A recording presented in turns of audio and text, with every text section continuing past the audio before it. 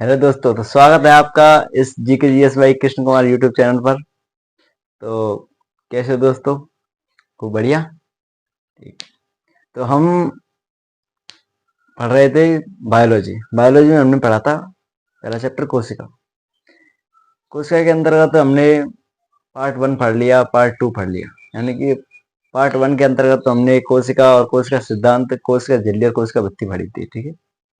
Part 2 के अंतर्गत हमने और भी कोशिकांग पढ़े थे, जैसे कि माइटोकॉन्ड्रिया, राइबोसोम, लाइसोसोम, तारक काय। ठीक है। और इसी के अंतर्गत हमने पढ़ा था, यानी कि लाइसोसोम का इनका हमने वर्णन किया था। ठीक है। लवक भी पढ़े थे, इसमें हमने लवक 3 प्रकार के बताए थे मैंने, हरित लवक और अवर्णी लवक और वर्णी लवक। ठीक है। तो हम कोशिका आज यानी कि कोशिका का चैप्टर हम आज पूरा कर लेंगे। ठीक है।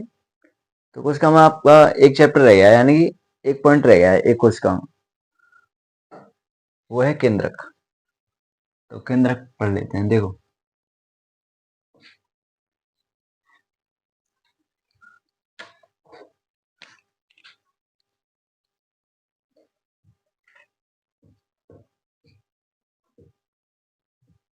केंद्रक, न्यूक्लियस। ठीक है। तो केंद्रक के बारे में मैंने आपको बताया था कि केंद्रक जंतु कोशिकाओं में पाया जाता है और पादप कोशिकाओं में पाया जाता है। जंतु कोशिकाओं में केंद्रक मध्य में स्थित होता है, क्योंकि उसमें रिक्तिका छोटी आकार की पाई जाती है। ठीक है। लेकिन पादप कोशिकाओं में रिक्तिका बहुत बड़ी आकार की पाई जाती है, इसलिए केंद्रक मध्य में स्थित नहीं होता। केंद्रक पादप कोशिकाओं में किनारे की तरफ पाया जाता है। ठीक है। ठीक है। तो केंद्रक की खोज किसने की थी? केंद्र की खोज करने वाला था रॉबर्ट ब्राउन।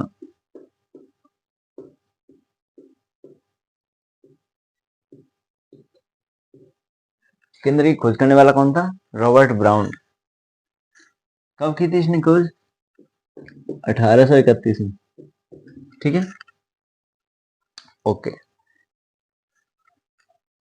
केंद्रक के अध्ययन को हम क्या कहते हैं? देखो, केंद्रक के अध्ययन को, अध्ययन मतलब लॉजी, बताया था मैंने पहली क्लास में। ठीक है। और केंद्रक, इसके लिए वर्ड यूज करते हैं हम कैरियो। तो केंद्रक के अध्ययन क्या कहते हैं? कैरियोलॉजी।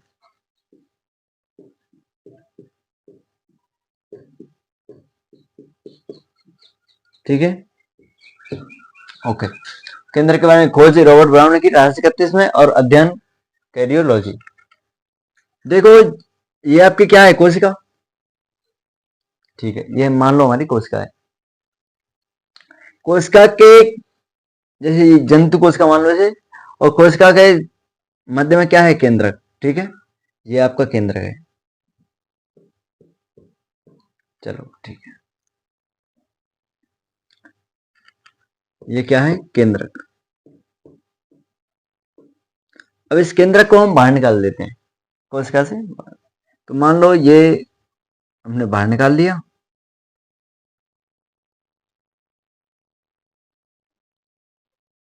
देखो, इसमें एक केंद्रक भीतर जाल जैसी संरचना पाई जाती है कि धागे नुमा, धागे नुमा संरचना, जाल के रूप में, जिसे हम क्रोमेटिन जाल कहते हैं।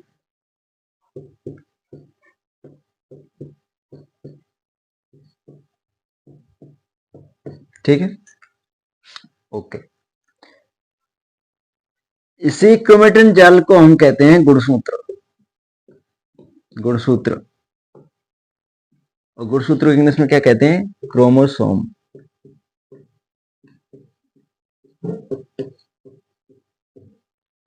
ठीक है। बायोलॉजी के अंतर्गत आपको इंग्लिश वर्ड भी ध्यान रखने पड़ेंगे। ठीक है। कभी कभी एग्जामिनर इंग्लिश वर्ड दे देता है, हिंदी वर्ड नहीं देता। तो ये केंद्रक है, इसके भीतर धागेनुमा संरचना पाई जाती है, जिसे क्रोमेटिन जाल कहते हैं। इसी क्रोमेटिन जाल को गुणसूत्र कहा जाता है। ठीक है। गुणसूत्र को क्या कहते हैं? क्रोमोसोम। ठीक है। ओके। अब हम आगे बढ़ते हैं।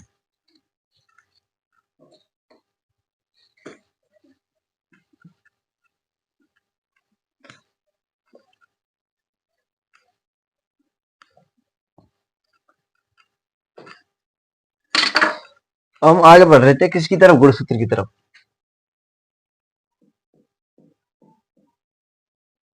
यानी क्रोमोसोम्स। गुणसूत्र जो है वो,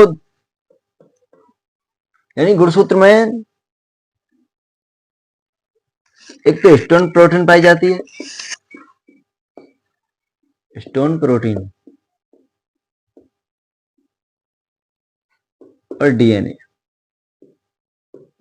ठीक है, डीएनए के बारे में हम विस्तार से चर्चा करेंगे थोड़ी देर बाद। डीएनए जो है वो आनुवंशिक पदार्थ है। ठीक है,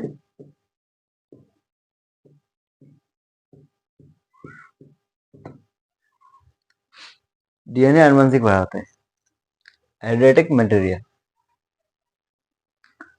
अरे गुणसूत्र जैसे ये क्या है, स्टोन प्रोटीन। तो ये जो क्रोमोसोम्स हैं ये इसके चारों युग इस प्रकार लिपटे रहते हैं। ठीक है, जब हम गुणसूत्र को बाहर निकालेंगे तो इसकी संरचना इस प्रकार दिखाई देती है हमको।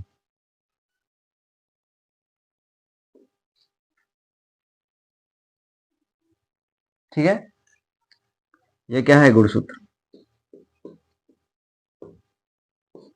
क्रोमोसोम्स। इसका जो मध्य पार्ट ये जो है, जहां पर ये दोनों काटते हैं, उसे कहते हैं हम सेंट्रोमियर। सेंट्रोमियर। और गुणसूत्र, ये शब्द देने वाला कौन था, शब्द देने वाला वाल्डेयर साहब। ठीक है, वाल्डेयर ने ये शब्द दिया था। तो गुणसूत्र हमने क्या पढ़ा, ये स्टोन प्रोटीन और डीएनए होता है इसमें, और डीएनए जो आनुवंशिक पदार्थ है, और ये जो गुणसूत्र का जो मध्य पार्ट होता है इसे सेंट्रोमियर कहते हैं। और गुणसूत्र को शब्द देने वाला कौन था, वाल्डेयर। तो इससे आगे बढ़ते हैं हम।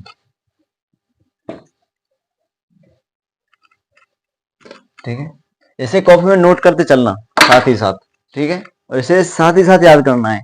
ओके, तो देखो ये कंटेंट एग्जाम की दृष्टि से बहुत ही महत्वपूर्ण है, बहुत। अब देखो, यानी कि मनुष्य में 23 जोड़ी गुणसूत्र पाए जाते हैं, मनुष्य की कोशिका में। सिर्फ 2 ही कोशिका ऐसी हैं जिनमें 23 जोड़ी गुणसूत्र नहीं पाए जाते। ठीक है, वो है अंडाणु और शुक्राणु। इनमें 23 गुणसूत्र पाए जाते हैं, ना कि 23 जोड़ी गुणसूत्र। ठीक है, 23 जोड़ी मतलब 46 गुणसूत्र। ठीक है, तो देखो मनुष्य मनुष्य में 23 जोड़ी गुणसूत्र पाए जाते हैं, 23 जोड़ी गुणसूत्र। ठीक है, अब इसमें देखो जो 22 जोड़ी गुणसूत्र हैं,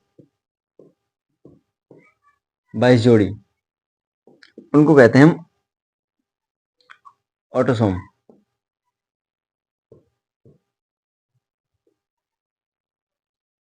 ठीक है, ऑटोसोम।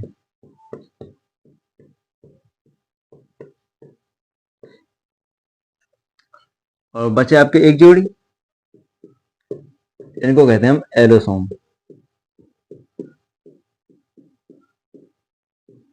तो इसमें 22 जोड़ी मतलब 44 गुणसूत्र, इसमें मतलब एक जोड़ी मतलब दो गुणसूत्र। ठीक है, इसको कहते हैं ऑटोसोम, इसे कहते हैं हम एलोसोम। हिंदी में कहते हैं इसे कायिक गुणसूत्र,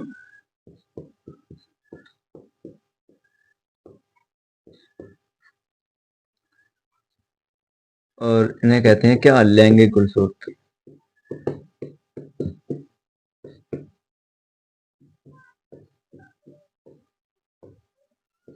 ठीक है, एग्जामिनर पूछे कि मनुष्य में कितने जोड़ी कायिक गुणसूत्र पाए जाते हैं, तो 22 जोड़ी। और पूछे लैंगिक गुणसूत्र कितने जोड़ी होते हैं, तो एक जोड़ी, यानी कि 2, संख्या में 2। ठीक है, वो कौन कौन से हैं, एक तो आपका मेल जिसे आप नर कहते हो, और आपका फीमेल जिसे हम मादा कहते हो। ठीक है, ठीक है। इसमें पाए जाते हैं एक्स और वाई, और इसमें एक्स एक्स। ठीक है, तो ढंग से देखो, इसमें वाई निर्धारण करता है कि लड़का होगा या लड़की। ठीक है, जो वाई गुणसूत्र है, क्योंकि अगर वाई गुणसूत्र उपस्थित हुआ तो होगा लड़का, अगर वाई गुणसूत्र अनुपस्थित हुआ तो होगी लड़की। ठीक है, इस बात को ध्यान रखना। आगे बढ़ते हैं हम।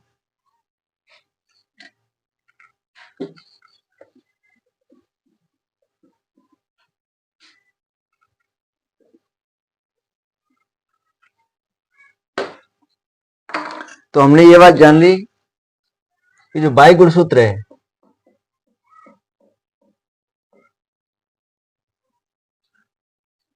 वाई गुणसूत्र लिंग का निर्धारण करता है।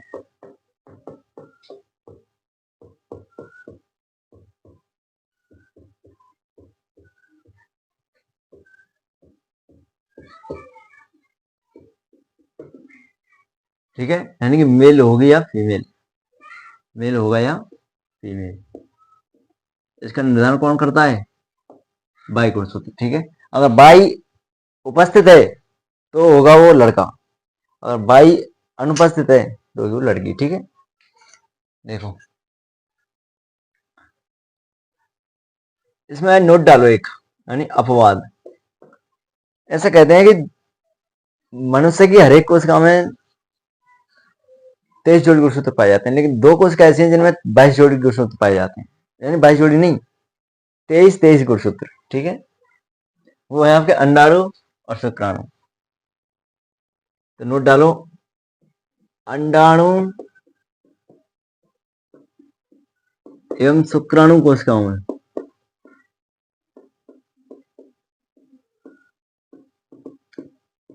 23 गुणसूत्र पाए जाते हैं।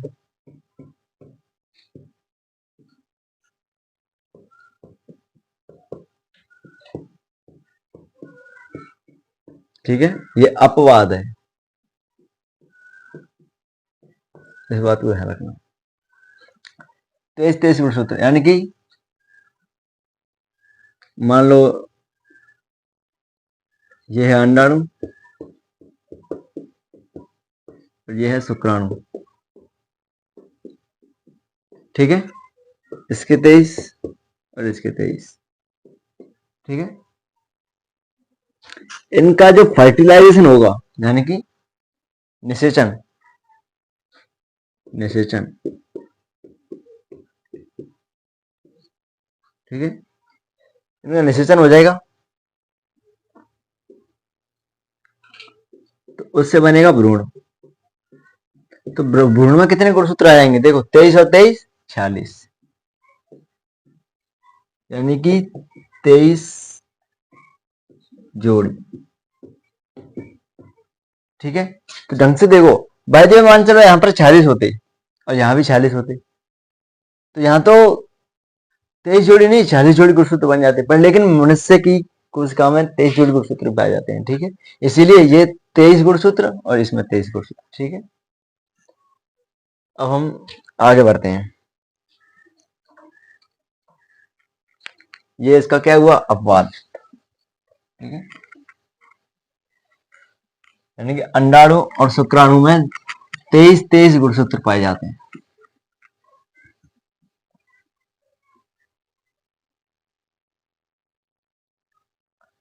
ठीक है, अब देखो, देखो मोस्ट पॉइंट हमने, यानी कि मान लो ये क्या है? शरीर। ठीक है, क्रम लिखा रहा हूं मैं, जो बहुत ही महत्वपूर्ण है। ये शरीर, शरीर से हमने क्या निकाली? मान लो कोशिका। ठीक है, कोशिका, कोशिका में क्या उपस्थित है? केंद्रक। ठीक है, यानी शरीर का भाग होती है कोशिका, कोशिका का भाग होता है केंद्रक। ठीक है, ये क्या है? केंद्रक। केंद्रक में आपकी क्या कहते हैं? स्टोन प्रोटीन और डीएनए। तो केंद्रक का भाग क्या है? डीएनए। तो क्वेश्चन पूछ रहे डीएनए किसका भाग है? केंद्रक का। इनके बीच में एक योजक कड़ी और आती है, यानी गुणसूत्र। तो ऐसा करो, पहले गुणसूत्र लिख लो, ठीक है, क्रोमोसोम। तो गुणसूत्र में क्या पाए जाते हैं? हिस्टोन, प्रोटीन और डीएनए। यहाँ लिख लो डीएनए। और मान लो ये आपका डीएनए है,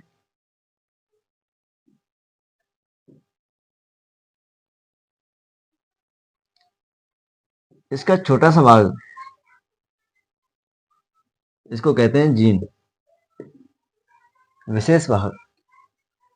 ये जो जीन है वो विशेष लक्षण का निर्धारण करता है, यानी कि जो हमारे बाद आने वाली जो संतान है उसमें हमारे लक्षण, यानी किसके लक्षण आ रहे हैं, माता कह रहे हैं, पिता कह रहे हैं, वो कौन निर्धारण करता है? जीन। इसीलिए इसे वंशागति का निर्धारक भी कहा जाता है, ठीक है। यानी वंशागति का निर्धारण कौन करता है? जीन, ठीक है। इसी में लिख लो, इसमें एक संकल्पना है, एक जीन एक एंजाइम। इस संकल्पना को देने वाले कौन थे? बीडल और टोटम, ठीक है। एक और पॉइंट नोट करो इसमें, कृत्रिम जीन संश्लेषण।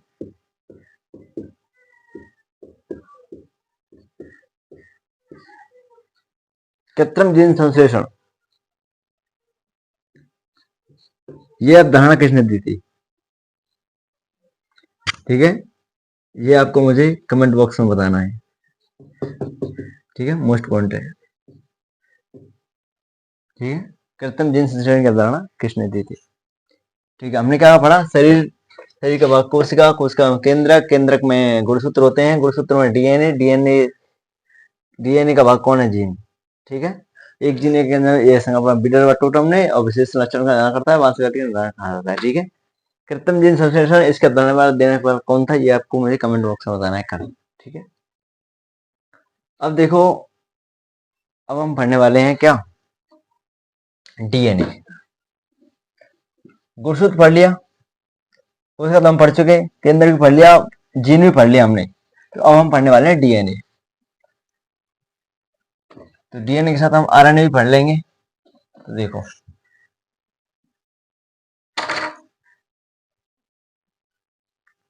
तो हम स्टार्ट करते हैं न्यूक्लिक अम्ल से।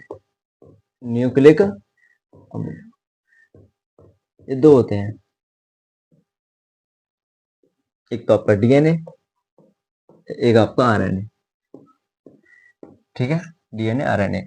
डीएनए को कहा जाता है डीऑक्सीराइबोज न्यूक्लिक अम्ल।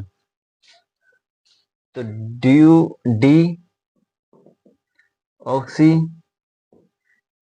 राइबोज न्यूक्लिक अम्ल। और आरएनए को क्या कहा जाता है? राइबोज न्यूक्लिक अम्ल,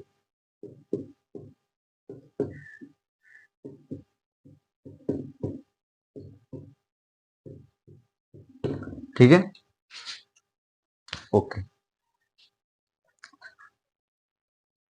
डीऑक्सीराइबोज न्यूक्लिक अम्ल और राइबोज न्यूक्लिक अम्ल, ये एक आनुवंशिक पदार्थ है। थोड़ी देर पहले बताया तो था मैंने कि डीएनए एक आनुवंशिक पदार्थ है, आरएनए भी एक आनुवंशिक पदार्थ है,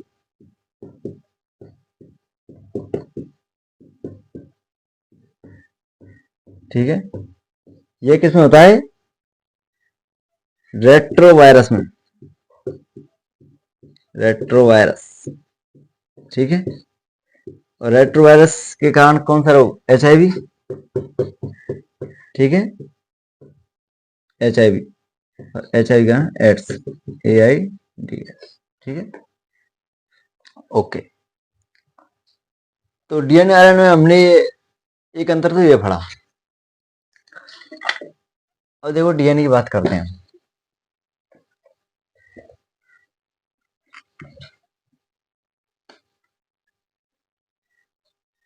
DNA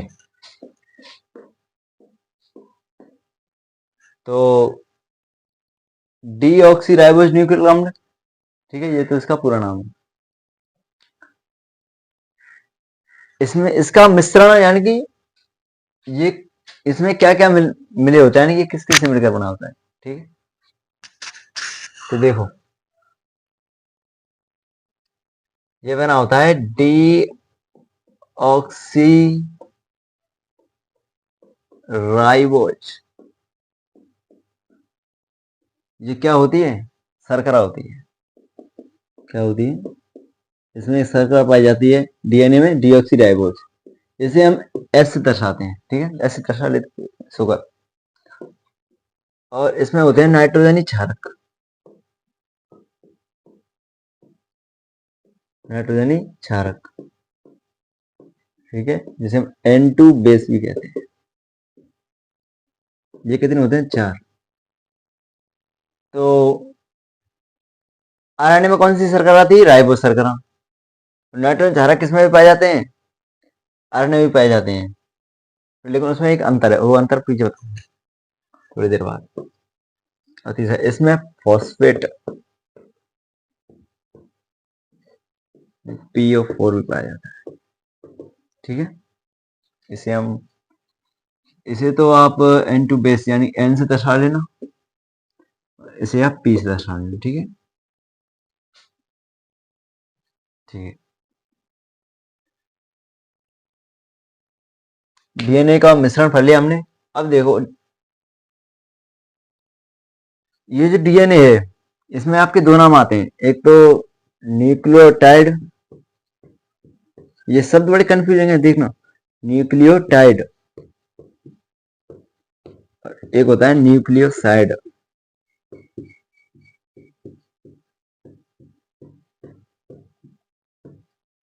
ठीक है। न्यूक्लियोटाइड, इन तीनों का मिश्रण क्या कहलाता है? न्यूक्लियोटाइड, S+N+P, ठीक है। और यदि हम इसमें से फॉस्फेट को निकाल दें तो प्राप्त जो मिश्रण है वो कहलाता है न्यूक्लियोसाइड, ठीक है। फॉस्फेट को निकाल दें तो, ठीक है।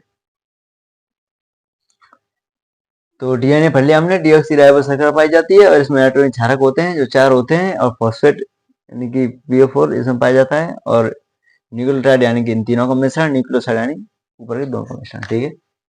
अब देखो, अब हम पढ़ने वाले हैं इन नाइट्रोजन बेसिस को, नाइट्रोजन क्षारक को, ठीक है।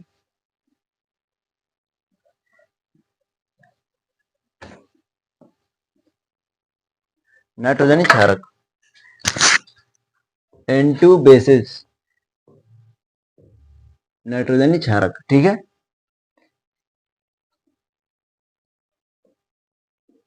देखो इनको हम प्रारंभ में दो भागों में बांटते हैं, एक तो प्यूरिन और एक पेरिडीन, ठीक है। फिर प्यूरिन को हम दो भागों में बांट देते हैं, और पेरिडीन को भी हम OH, ठीक है। इन चारों को याद रखनी ट्रिक है, AG और TC। तो AG TC, ठीक है। एक पति से कह रही है कि, प्यार से कह रही है, AG परी की TC ले आना, ठीक है। इसे ऐसे ध्यान रख सकते हो, जैसे प्यार से बोल रही है AG परी की TC ले आना, ठीक है। तो A का मतलब एडिनिन, G का मतलब ग्वानिन। टी का मतलब थाइमिन, और सी फोर साइटोसिन। ठीक है, ओके। अब देखो इनमें जो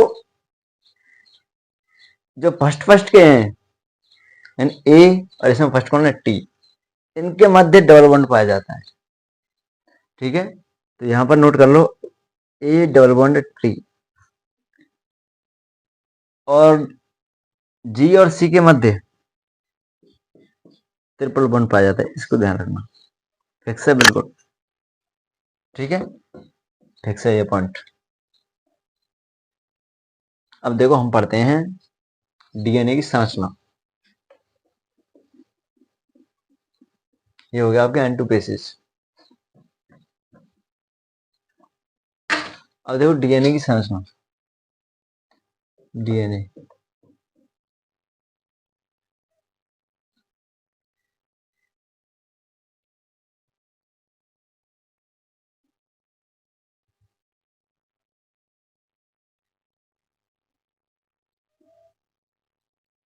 ठीक है, ये मान लो डीएनए, इसे हेलिक्स मॉडल कहा जाता है, हेलिक्स मॉडल, हिंदी में कहा जाए तो द्विकुंडलित संरचना।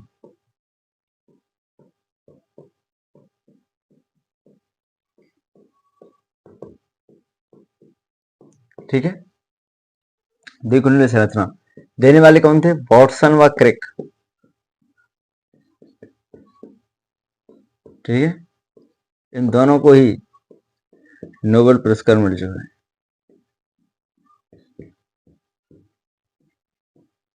ठीक है, ओके। हेलिक्स मॉडल, द्विकुंडलित संरचना, और इसको देने वाला कौन था, वॉटसन और क्रिक, और इनको नोबेल पुरस्कार मिल चुका है। ठीक है, अब इसमें देखो ये बिल्कुल फिक्स संरचना है, इसमें ए जी टी सी, ये हमने चार ही तो पढ़ा था, ए जी टी सी। ए का बॉन्ड मैंने किसके साथ बताया था, ध्यान उठाओ, तीसरे के साथ, तो टी के साथ। ठीक है, और जी का बॉन्ड सी के साथ, टी का बॉन्ड ए के साथ। ठीक है, और सी का बॉन्ड जी के साथ। ये इस प्रकार कनेक्टेड होते हैं इससे। मैंने बताया था आपको कि ए और टी के मध्य डबल बॉन्ड होता है, लेकिन जी और सी के मध्य ट्रिपल बॉन्ड होता है। ठीक है, इस प्रकार पाई जाती है इस संरचना डीएनए की। अब देखो डीएनए और आरएनए में मुख्य अंतर।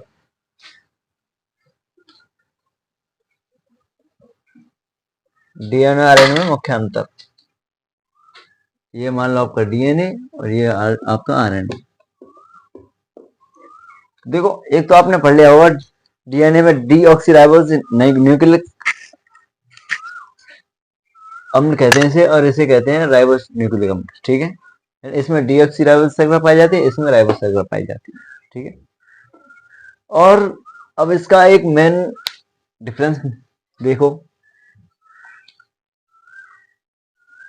देखो इसमें जो डीएनए की जो संरचना पाई जाती है, यानी कि ए, ठीक है, जी टी सी, ओके, और इसमें ए जी, यहां पर आपका सी होता है और यहां पर आपका यू होता है। ठीक है, ओनली यही डिफरेंस है इसमें, ये तो सेम होते हैं। इसके डिफरेंस डीएनए में तो पाया जाता है आपका थाइमिन। ठीक है, आरएनए में पाया जाता है आपका यूरेसिल। ठीक है, एक अंतर ये भी है, जब मैं आपसे कह रहा था ना कि नाइट्रोजन क्षारक होगा, एक अंतर भी पाया जाता है इसमें, तो ये अंतर है वो। ठीक है, अब ये अंतर भी आपने समझ लिया। तो इसमें 2 नोट और डालो। नोट पहली, तो हमने पढ़ा था कि शरीर से हमने कोशिका, कोशिका से केंद्रक, केंद्रक से गुणसूत्र, गुणसूत्र से डीएनए और डीएनए से जीन। तो हम कह सकते हैं कि डीएनए गुणसूत्र का एक भाग है कि नहीं? गुणसूत्र का भाग है। क्या हम ये कह सकते हैं कि गुणसूत्र डीएनए का भाग है? नहीं, क्योंकि गुणसूत्र से ही डीएनए बनता है, तो डीएनए गुणसूत्र का भाग है। एक और नोट, जीन डीएनए का भाग है।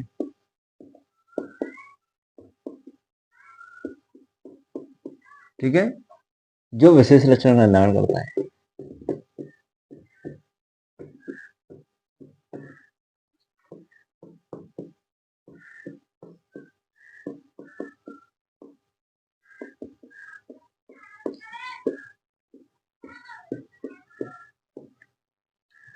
ठीक है, जो विशेष लक्षण का निर्धारण करता है।